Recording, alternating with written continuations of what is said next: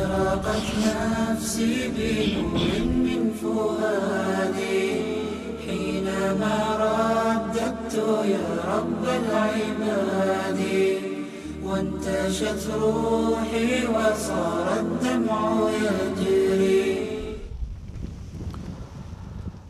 السلام علیکم ورحمت الله وبرکاتو. یو ځل بیا هم ښه راغلاست د نن ورځې خپرونې ته. د سباون رادیو ټلویزیون لیدونکو اوریدونکو، لکه څنګه چې موږ تاسو ته معلومه ده د 15 کالو راهیسې را په دې خوا د حفظ او د قرائت سیالۍ د عنوان لاندې د سباون ګروپ خاص ځانګړې توګه باندې دغه خپرونه په لار اچولې ده د حافظانو او د قاریانو د ښه ذهنیت او د تشویق د پیاوړتیا په خاطر چې دوی نور هم په دې لاره کې تشویق سي. نو په دې خپرونه کې چې زموږ سره ګډون کړی دی قاري صاحب عبدالستار خادم د داورانو په حساب کې، قاری صاحب بدیع الدین آغا، قاری صاحب سعید الدین او قاری صاحب جند الله آغا زموږ سره په دې خپرونه کې ګډون کړی دی. د تلاوت د فیل د فاره بلنه ورکو د تلاوت لپاره قاری صاحب سعید الدین ته چې د میګرافون مخ ته تشریف راوړي او ګران سامعین ته په خپل خوږ اواز کې د کلام الله څو مبارک آیتونه تلاوت کړي. أعوذ بالله من الشيطان الرجيم. بسم الله الرحمن الرحيم. قل يا أيها الكافرون لا أعبد ما تعبدون ولا أنتم عابدون ما أعبد ولا أنا عابد ما عبدتم قل يا أيها الكافرون لا أعبد ما تعبدون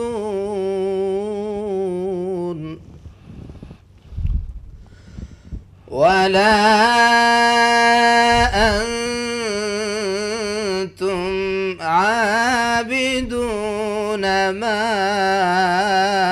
أعبد ولا أنا عابد ما عبدتم ولا أنتم عابدون ما أعبد لكم دينكم ولي دين. صدق الله العلي العظيم. ما شاء الله بارك الله في عمرك جزاكم الله احسن الجزاء. قاری صاحب سعید الدین و چې ستاسو په مخ کې د کلام الله څو مبارک آیتونه تلاوت کړل، نړۍ مننه ترېنه کوو. راځو د امتحان په لور باندې چې کم قرا حضراتو په دې خپرونه کې شرکت کړی دي. قاری صاحب محمد اسماعیل او قاری صاحب فیدا محمد، قاری صاحب مصطفی او قاری صاحب حمید الله. قاری صاحب محمد اسماعیل ته بلنه ورکو چې د میګرافون مخ ته تشریف راوړي او ګرانو سامعین ته په خپل خوږ اواز کې د کلام الله څو مبارک آیتونه تلاوت کړي. قاری صاحب محمد اسماعیل.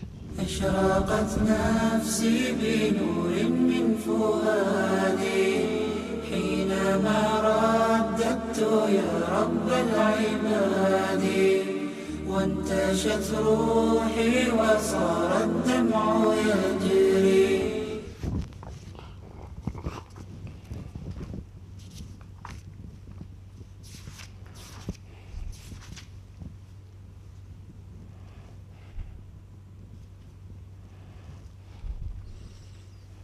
أعوذ بالله من الشيطان الرجيم.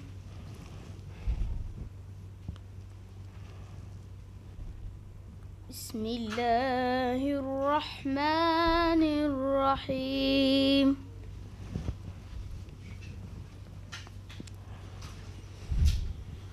وأيوب إذ نادى ربه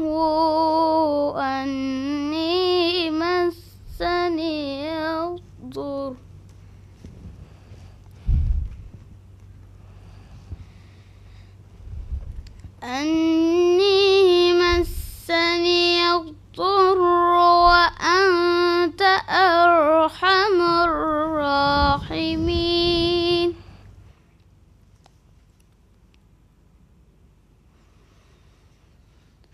فاستجبنا له فكشفنا ما به من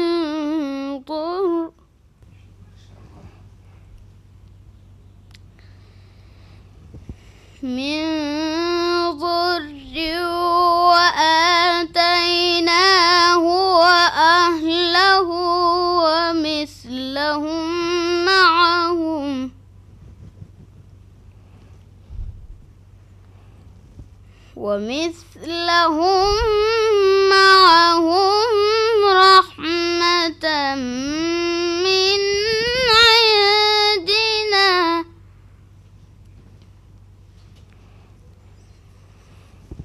رحمة من عندنا وذكرى للعابدين.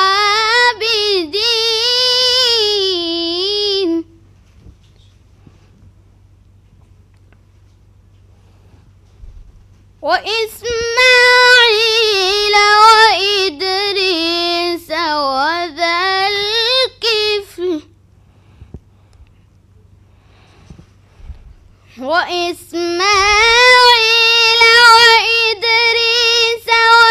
الكفل كل من الصابرين.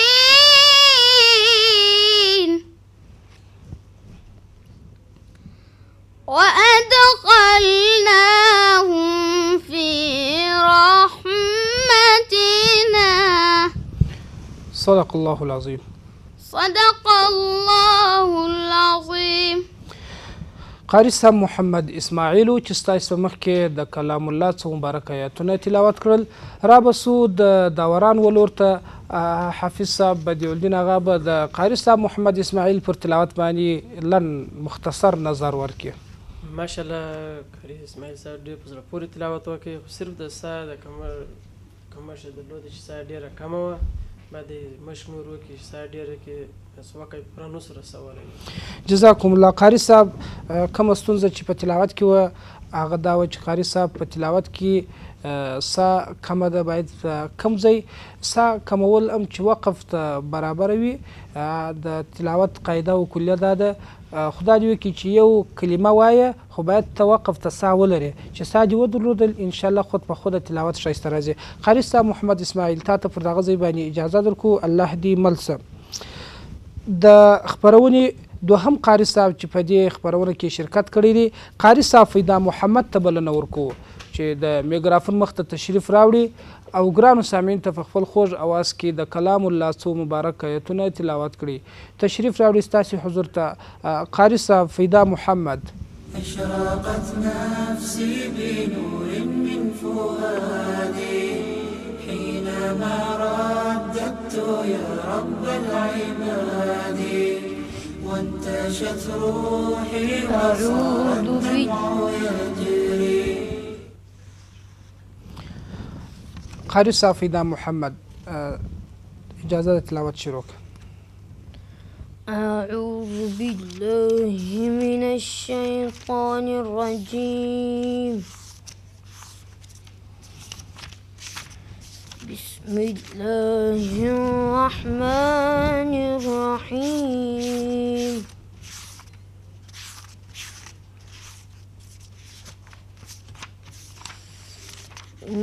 إنا كل شيء خلقناه بقدر وما أمرنا إلا واحدة كلمح بالبصر ولقد أهلكنا أشياعكم فهل من مدكر وكل شيء فعلوه في الزبر وكل صغير وكبير مستطر إن المتقين في جنات ونهر إن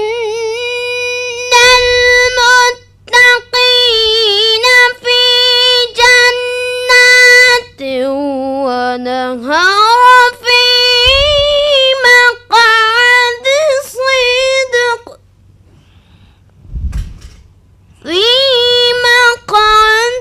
صدق عند مليك مقتدر صدق الله العظیم. صدق الله العظیم. قاری صاحب فدا محمد چې ستاسو مخکې د قرآن مجید څو مبارک آیاتونه تلاوت کړل، را بسو د داوران ولور ته چې د قاری صاحب په تلاوت کې کومه نیمګړتیا وه. قاری صاحب سعید الدین به د پر تلاوت باندې نظر ورکړي چې کومه ستونزه هغه به ورته حل کړي. ماشاءالله قاری صاحب تلاوت شو، لیکن غټه غلطي د وقف ده. دی باید د وقف انداز وپېژني.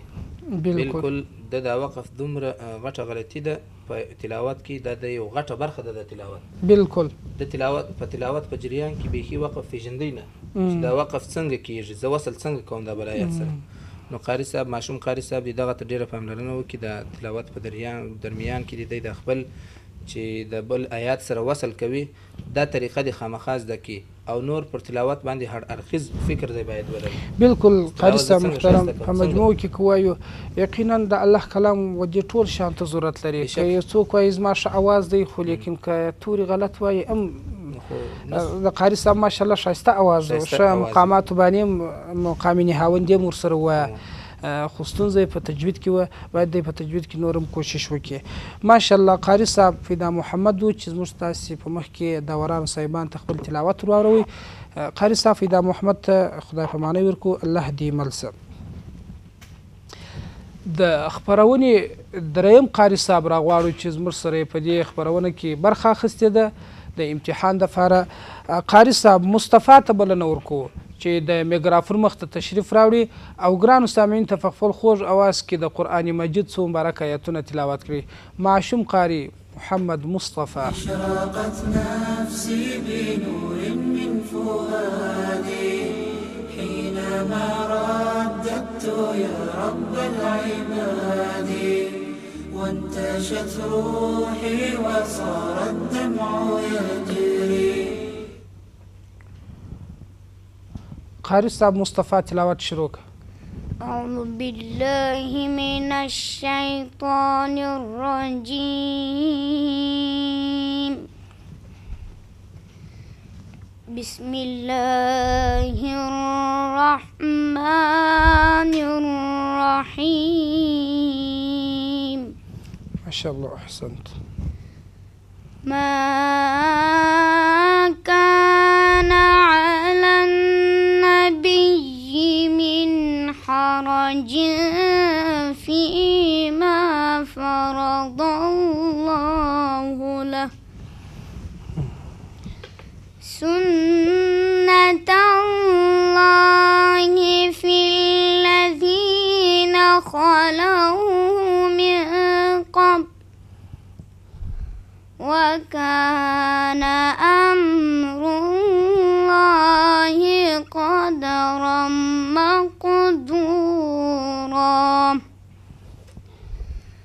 بسم الله الرحمن الرحيم ما كان على النبي من حرج فيما فرض الله له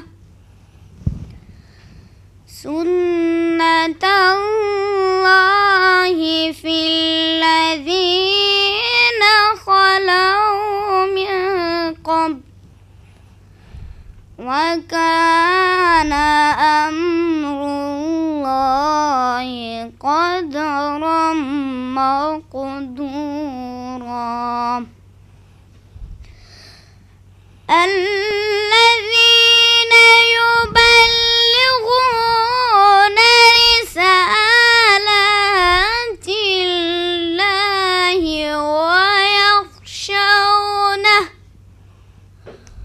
ويخشونه ولا يخشون أحدا إلا الله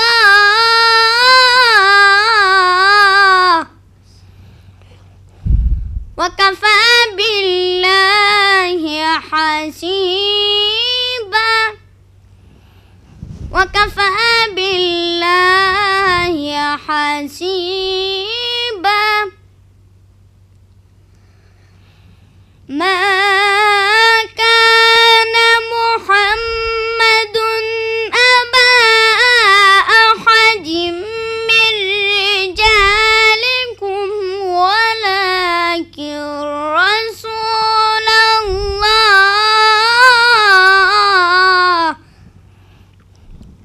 وخاتم النبيين وكان الله بكل شيء عليما صدق الله العظيم. صدق الله العظيم. معشوم قاری محمد مصطفی و چې ستاسو په مخ کې د قرآن مجید څو مبارک آیاتونه تلاوت کړل.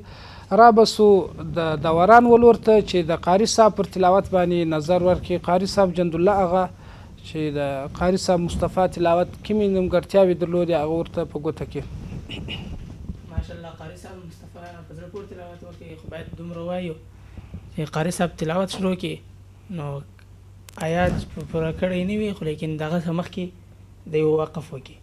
باید چې کوم سره کوم د تلاوت شروع کړي نو څومره چې دی وایي په هغه انداز باید دی پر ازي باندې وقف او بالکل د تلاوت یوه قاعده قاری صاحب محترم هم دا ده چې پر تلاوت باندې باید سړی فعلوان وي، پر وقف باندې باید دی ښه جرأتمن وي. نو بیا هلته تاسې وګورئ دا مصري قراو ته څومره یو اساس ناست وي، بالکل به ستا یو ساعت تلاوت وکړي ستا به دا فکر وي چې د لس دقیقې تلاوت کړی دی، ځکه پر تلاوت باندې هغه بالکل پر تلاوت باندې هغه ربو لري. نو باید زموږ قرا حضرات هم مصري قرا ډېر تعقیب کړي. شحات محمد انور نور الله مرقده، دا رقم قاری صاحب مصطفی اسماعیل صاحب، داسې قرا دوی تعقیب کړي. انشاءالله بیا به د دوی لهجه بالکل خود به خود هغه ته رسیږي. قاری صاحب نظر واورېده څو چې د قاری صاحب مصطفی پر تلاوت باندې کومې نیمګړتیاوې هغې ورته په ګوته کړل. قاری صاحب معشوم قاری تا ته پر هغه ځای باندې خدای په معنی درکو الله دې ملسه. د خپرونې اخرنۍ قاری صاحب چې کوم په دې خپرونه کې زموږ سره برخه اخیستې ده، قاری صاحب حمید الله ته بلنه ورکوو چې د میکرافون مخ ته تشریف راوړي او ګرانو سامعینو ته په خپل خوږ اواز کې د کلام الله څو مبارک آیتونه تلاوت کړي. قاری صاحب حمید الله. نفسي بنور من فؤادي حينما رددت يا رب العباد وانتشت روحي وصار الدمع يجري. قاری صاحب حمید الله تلاوت شروع. أعوذ بالله من الشيطان الرجيم. بسم الله الرحمن الرحيم.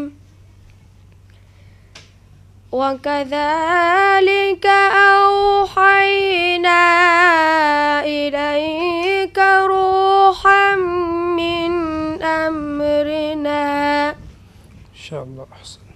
ما كنت تدري ما الكتاب ولا الإيمان ولكن جعلناه نورا ما شاء الله أحسن.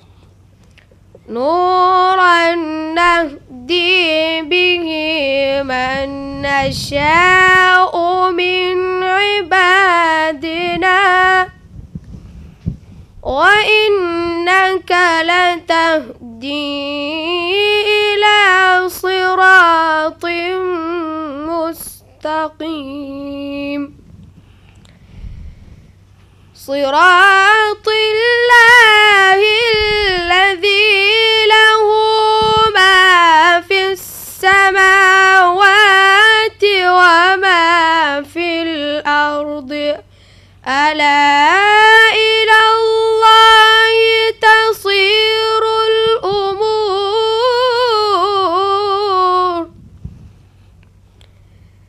صراط الله الذي له ما في السماوات وما في الأرض ألا إلى الله تصير الأمور صدق الله العظيم. قاری صاحب حمید الله و چې ستاسو په مخ کې د قرآن مجید څو مبارک آیاتونه تلاوت کړل نړۍ مننه ترېنه کوو. رابسو د داورانو ولور ته چې د قاری صاحب پر تلاوت کې کومه نیمګړتیا وه او څومره په زړه پورې وو هغه به قضاوت داوران صاحبان کوي. قاری صاحب عبدالستار خادم ته ورګرځو چې د قاری صاحب حمید الله پر تلاوت باندې خپل نظر شریک کړي. ماشاءالله جزاکم الله خیره. قاری صاحب حمید الله ښه تلاوت وکړ ماشاءالله.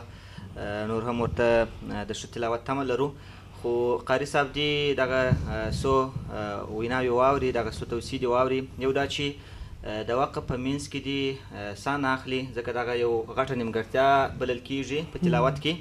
او بل د تلاوت انداز تلاوت کېدلی سي د قرآن صاحبان ټول د مصریانو تقلید کوي د عربو تقلید کوي. نو کله چې په مصر کې یا مثلا یو بل کوم عرب قاري یو وقف کړی وي که چیرې دوی هغه نسي رسولی باید د آیات د سر څخه څو حروف پرېږدي مثلا د آیات د منځ څخه شروع کړي تر څو دی وقف ته ځان ښه ورسوي او پر وقف باندې دی جرأت ولري دغه څو نیمګړتیاوې دی پوره کړي. انشاءالله تمه ده چې د ده څخه به په آینده کې ښه قاري جوړېږي. لکه مثلا قاري صاحب محترمه اوس شهاد صاحب ویلي چې والشمس وضحاها والقمر اذا تلاها راځه والسماء وما بناها باندې وقف کړی دی. اوس موږ تاسو کوشش کوو چې د عمره سا پیدا کړو خو لیکن هلته سا کمه ده نه کېږي. نو اوس موږ تاسو دپاره په کار دا دی چې د والشمس نه شروع قاري صاحب باید د والقمر سي شروع کړو او د والنهار سي شروع کړو. مقصد زموږ تاسو د وقف ښایسته کول چې هغه والسماء وما بناها دی هلته باید موږ هغه وقف ته ځان ښه برابر کړو چې بیا هلته تلاوت ښایسته راځي. رښتیا هم زموږ د قراو حضراتو وداجي ته بار ما ملګرو ته دا توصیه کړې دي کله چې یو آیات ډېر غټ وي سا نه پوره کېږي بیا د فعل څه اعاده کوئ یا د اسم څخه جملې اسمیه څخه اعاده کوئ یا د جملې فعلیه څخه نو هلته هغه خبر هم بیا تام سي هغه جمله هم تامیږي نو بیا به هلته وقف هم ډېر ښایسته راځي. نو دغه نیمګړتیاوې دوی لري. الله دې وکړي چې د ټولو قراو حضراتو په مجموعو کې و دې ټکي ته فکر سي انشاءالله بیا به تلاوت ښایسته دغه راځي. نیمګړتیاوې حل کړي نو تلاوت یې ماشاءالله ډېر ښه و. د مقاماتو د لحاظ څخه د ده د اواز د لحاظ څخه خدای پاک ښه اواز ورکړی دی. دوی به زیات کوشش کوي او دغه د نن ورځې کومې غلطۍ چې وې نیمګړتیاوې چې وې دا به انشاءالله دوی پوره کوي. ماشاءالله. قاري صاحب محترم سعید الدین خواته راګرځو چې هغه یو څه نظر لري د بلې ماشاءالله ښه تلاوت یې وکړ. قاري صاحب حمید الله ډېر ښه تلاوت وکړ لکه څنګه چې داور صاحب وفرمایله چې مثلا دی د تلاوت په جریان کې دغه سا چې اخلي نو د وقف انداز دې وپېژني د وقف انداز چې د وپېژندی دی خود به خود هم وقف ښایسته کېږي هم به هغه خبره سمه پرسي او هم بیا وقف ښایسته وي. دا چې دی سا اخلي وقف نه پېژني یا وقف نه کوي د دپاره د تلاوت کې دا غټه ستونزه ده، غټ مشکل دی. نو که چیرې دی دا اصلاح نه کړي نو دی دته قاري اصلا ویل کېدلی نه سي. قاري خو به په هغه شیانو کې ورته ویل کېدی سي چې دی د تلاوت انداز پېژني، د تلاوت وقف پېژني، مقامات پېژني، تجوید پېژني. نو په هغه صورت کې بیا دته قاري ویل کېدلی سي. نو ماشاءالله ښه تلاوت یې وکړئ. ماشوم قاري صاحب دی هیلې ورته شته که چیرې دی کوشش وکړي خپل پر تلاوت کار وکړي، د هېواد په سطحه به انشاءالله په آینده کې د ده یو ښه قاري جوړ سي. خادم صاحب که راسه د یوې خبرې ته یوه ستونزه خو دا هم ده چې زموږ کوم هلمندوال ولس دی، زموږ الحمدلله په دې ولایت کې ډېر ښه ملي تجاران لرو چې داسې یو سیالي یې په لارې اچولی. څومره به ته باور وکړه پرون ما ته داسې یو افسوس ولري چې زموږ قاري صاحبان راځي دغه د ناستې ترتیب درته نه دی زده چې زه څنګه تلاوت ته کښېنم، څنګه قاري صاحب ته امتحان ورکړم. بیا چې سړی راځي په ناولتیا کې په اوله پله د دونې غټې سترې مقابلې سره مخ کېږي چې هغه ټول ولس ته ګوري د ټلویزیون پر پرده باندې، نو دا د دپاره ډېر ستونزمن کار دی. یقینا ته خبره هم کوې قاري صاحب چې زه پرون د زړه له کومې خاص کر د سباون ټلویزیون مشرتابه چې دا 15 کاله راهیسې دی په خپل شخصي لګښت باندې دغه خپرونه باندې دی دغه کې غټ الله دې د دوی همکارانو ته او کم چې په دې خپرونه کې زموږ سره اخته دي همیشه ستړي دي او خاص کر مشرتابه یقینا زه د زړه له کومې دعای ورته کوم چې هر څوک د اسلام خدمت کوي په هر کم چې کوي چې د اسلام ته خدمت وسي هغه ته موږ دعا وکړو، هغه زموږ ورور دی د قرآن خدمت کوي. نو دا چې داسې خپرونې په لاره اچول کېدلی یعنې څونې به دا زموږ و قراو حضرات ته به حوصله ورکولی. بلې و قاري صاحب ښه ټکی ته مو اشاره وکړله هغه دا چې د 15 کالو راهیسې سباون ګروپ دغه مسابقه دغه سیالۍ په لاره اچولې ده.